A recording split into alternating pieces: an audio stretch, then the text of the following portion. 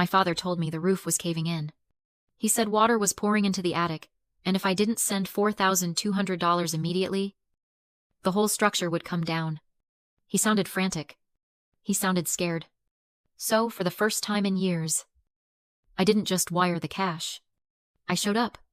I pulled into the driveway of my childhood home, in the freezing Chicago wind, followed by a van of my best roofing contractors. I expected to see tarps. I expected damage. Instead, I saw my mother standing in the driveway, arms crossed, physically blocking the ladder my foreman was trying to unload. She wasn't relieved to see help. She was furious. She started screaming that I was embarrassing them, that I clearly didn't trust my own father. Then the front door opened. My brother, Tyson, walked out onto the porch. It was 10 in the morning on a Tuesday, and he was holding a beer. He looked at the work crew, then looked at me, and smirked. That was the moment the air left my lungs. I looked up at the shingles. They were bone dry. Perfect condition. There was no leak. There was no emergency. They didn't need a repair. They just wanted the cash. I didn't scream. I didn't ask why. I didn't even step out of my car. I just rolled down the window and signaled my foreman to pack up. As I threw the gear shift into reverse, my mother slammed her hand against my hood and shrieked, "You think you are better than us?" For the first time in my life, I didn't apologize. I just drove away. Have you ever realized that your family didn't want your help? They just wanted your wallet. Drop a yes in the comments if you've ever been the family bank. I want to hear your story. I drove straight to my office in downtown Chicago, my hands shaking on the steering wheel not from fear, but from a cold, hard clarity. I took the elevator up to the 42nd floor. This is where I exist. I am a senior project manager. I oversee the construction of steel skeletons that scrape the sky. My entire life is built on structural integrity. I manage multi-million-dollar budgets. I negotiate with unions. And I solve problems before they become disasters. I build things that last. But the house I just left, that place was built on rot. For as long as I can remember, there was a bucket in the hallway of my parents' house. A literal plastic orange bucket. There was a slow drip from the ceiling that appeared every time it rained. When I was 22 and got my first bonus, I offered to pay a plumber to fix the pipe. My dad said no. He said it was too invasive. He said he could handle it. 10 years later, that bucket is still there. They didn't want the leak fixed. They wanted the leak. They wanted to point at the bucket when the neighbors came over and sigh about how hard their life was. They needed the brokenness because it gave them an excuse to never move forward. And I was the fuel that kept that machine running. He sat at me disc. The city sprawled gray and vast beneath me. And I did the math in my head. $2,850. That is the tax I pay every single month to be their daughter. They call it helping with the mortgage and Dad's heart medication. But I never see the bills. I just get the text messages. Maya. The bank is calling. Maya. Dad is chest clutching again. And I pay. I always pay. I looked down at my phone. It was silent now. But I knew the explosion was coming. I thought about my car parked in the garage downstairs. A 10-year-old Honda Civic, with a heater that only works on the highest setting. Then I thought about Tyson, my 32-year-old brother who calls himself an entrepreneur. Last Thanksgiving, he pulled into the driveway in a brand new leased BMW. My mother gushed over it, calling it a sign of his impending success. I found out 3 months later that they had used my credit score to co-sign for it. They told me I should be proud to support his vision. They told me that because I had a steady job, it was my duty to carry him until his crypto investments took off. I was the sturdy foundation, the silent pillar. But a pillar isn't a person. A pillar is just something you put weight on until it cracks. I looked at the stack of blueprints on my desk. Clean lines. Calculated loads. Everything accounted for. Then I looked at my reflection in the darkened monitor. I looked tired. Not sleep-deprived. Tired. But soul-tired. The kind of tired you feel when you realize you have been lighting yourself on fire to keep people warm who wouldn't even hand you a glass of water if you were burning. The lie about the roof wasn't an accident. It was an escalation. They didn't just want my monthly tribute anymore. They wanted a lump sum. They were testing the limits of my guilt. Poking the walls to see if I would collapse. But they made a mistake. They forgot what I do for a living. I know how to spot a structural failure. And I know that when a building is condemned, you don't keep patching the cracks. You condemn it. You fence it off. And you let it stand empty before it kills someone. My phone buzzed. A text from Mom. Then another. Then a call from Tyson. I watched the screen light up, vibrating against the mahogany desk. Usually, my heart would be racing. I would be calculating how much I could spare. How to apologize. How to fix the mess I didn't make. But today, looking at that buzzing phone, I didn't feel panic. I felt like a project manager looking at a budget that no longer made sense. The project was over budget and behind schedule. The contractors were corrupt. The foundation was compromised. It was time to stop work. I left the office at 6. Usually, I would drive straight to my parents' house in the suburbs to check on the roof or comfort my mother, stopping to pick up groceries on the way because their fridge was always suspiciously empty despite the money I sent. But tonight, I turned my car north. I drove toward the lake, toward the silence. My apartment is a converted loft in a refurbished industrial building. Exposed brick. Polished concrete floors. Floor-to-ceiling windows. It is minimalist. Cold to some people. But to me, it is the only place in the world that makes sense. Everything here has a purpose. Nothing is broken. There are no buckets in the hallway catching water. There are no hidden debts lurking in the drywall.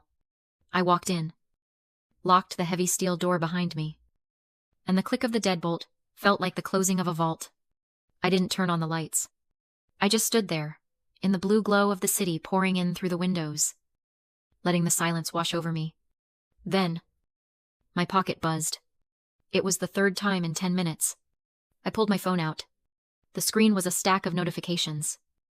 A digital wall of noise that I had allowed to dictate my life for a decade.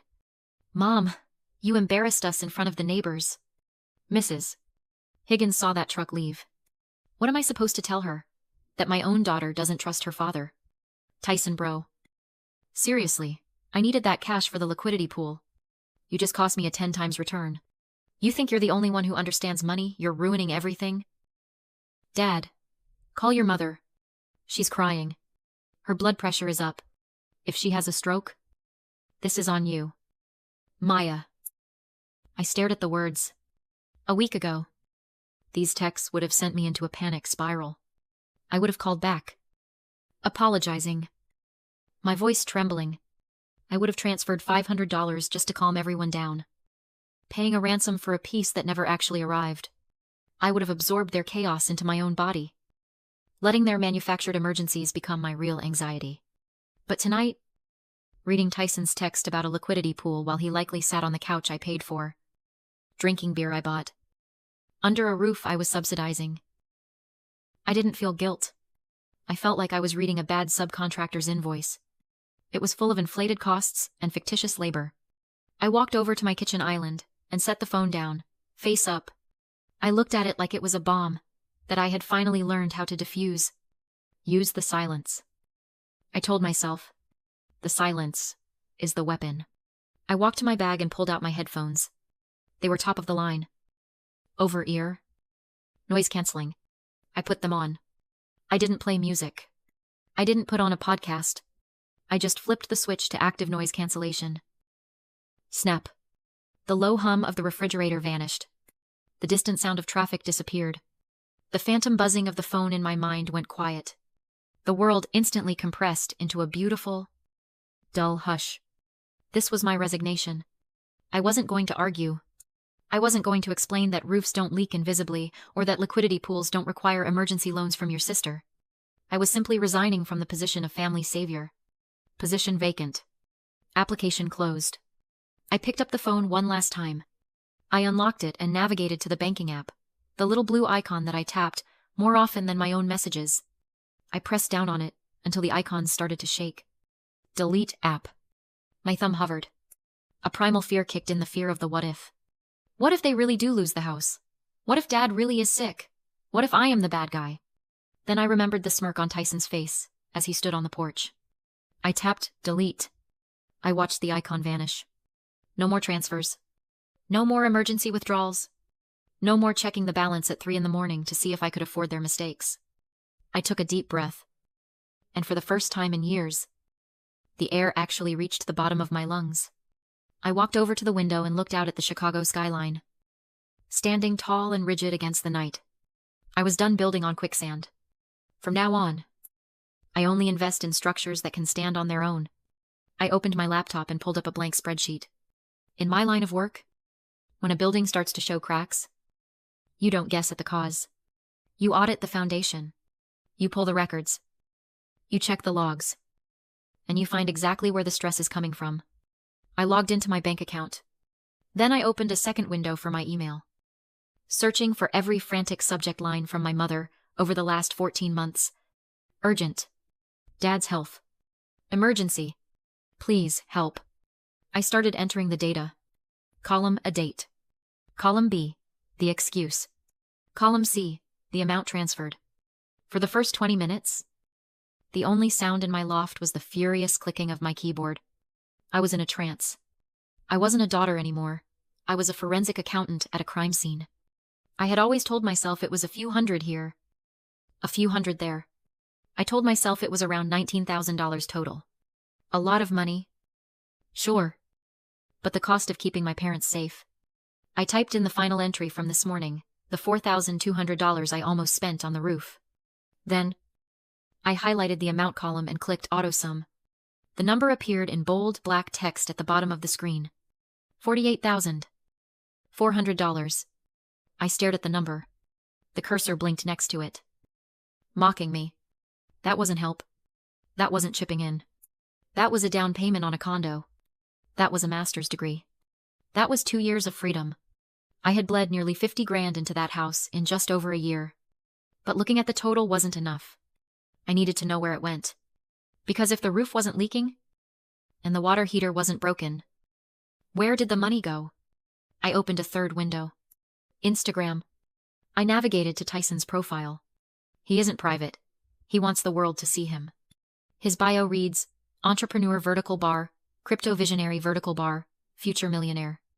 I scrolled back to August 12th. I checked my spreadsheet. On August 12th, my mother had texted me in a panic.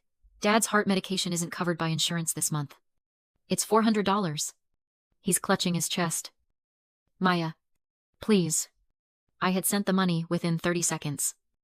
Terrified that my hesitation would kill my father, I looked at Tyson's Instagram post from August 13th.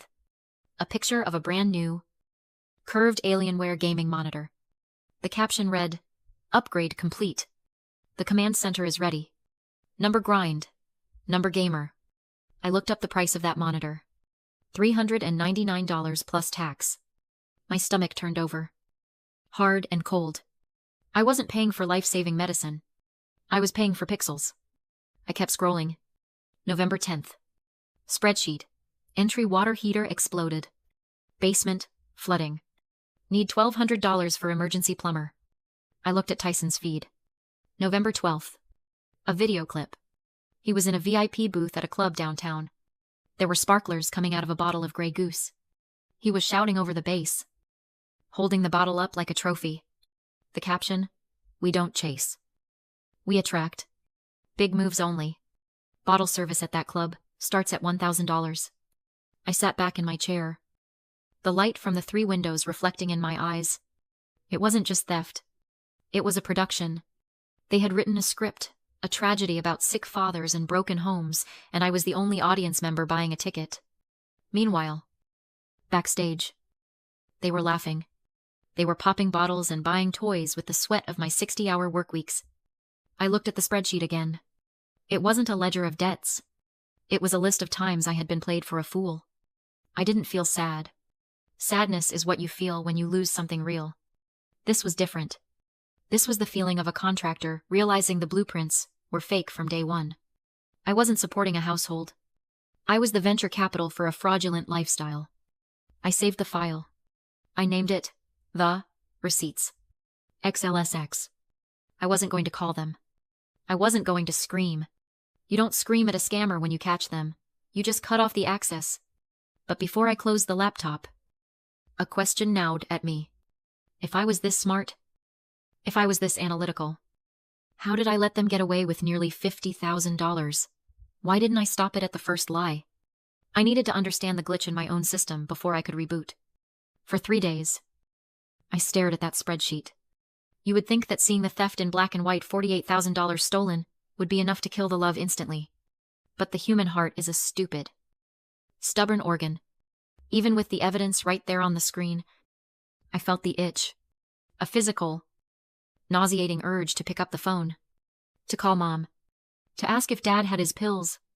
To transfer just $500. To make sure the lights stayed on. I sat on my floor, back against the cold brick wall, trembling. It felt like withdrawal. And that's when it hit me. It was withdrawal. I wasn't a dutiful daughter. I was a gambler. There is a concept in behavioral psychology called intermittent reinforcement. It's the mechanic that casinos use to keep you glued to a slot machine. If you pulled the lever and lost every single time, you would walk away in 5 minutes. You'd get bored. You'd realize the machine is broken. But if you pull the lever and lose 50 times, but on the 51st time, the machine lights up and gives you $10, you stay. You forget the 50 losses. You fixate on that one win. You tell yourself the big jackpot is coming. You just have to keep feeding it coins. My parents were the slot machine. For 29 years. I pulled the lever. Loss. They forgot my birthday. Loss. They compared me to Tyson. Loss. They demanded money. Loss. They criticized my career. But then, clink. Clink. Clink. When Mom smiled at me when I paid for Christmas dinner.